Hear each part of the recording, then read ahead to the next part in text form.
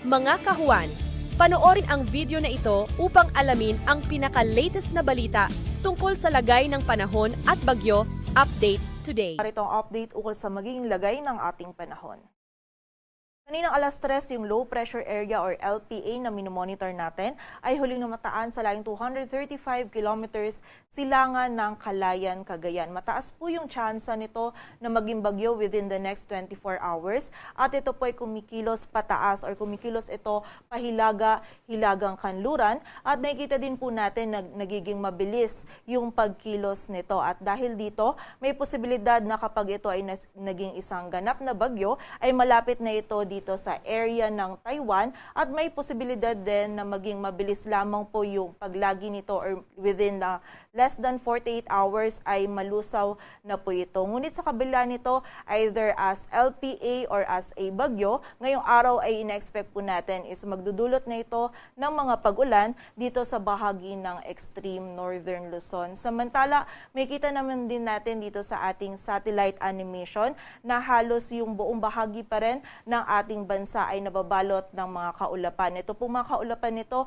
ay dulot ng southwest monsoon o habagat na patuloy pa rin magdudulot ng mga pag-ulan dito sa malaking bahagi ng Luzon at Visayas, maging dito din sa kanlurang bahagi ng Mindanao. So ito pong mga pag-ulan nito ay posible pa rin hanggang sa mga malalakas na pag-ulan yung ating maranasan, lalong-lalo na dito sa may western section ng Luzon. Kaya paalala po para sa ating mga kababayan, kapag po tayo ay lalabas, lalong-lalo na yung mga kababayan natin na lalahok sa mga pagdidiriwang ngayong araw ng kalayaan, huwag po natin kalilimutan yung pananggalang natin dito sa mga pag-ulan nito and also pag-iingat pa rin at pagiging alerto sa banta ng mga pagbaha at pagguho ng lupa. Samantala, yung bagyo naman na minomonitor natin sa labas ng ating area of responsibility na si Tropical Storm Wu-Tip ay huli pong namataan sa layong 1,025 kilometers kanluran ng northern Luzon. At patuloy nga po itong papalayo dito sa ating area of responsibility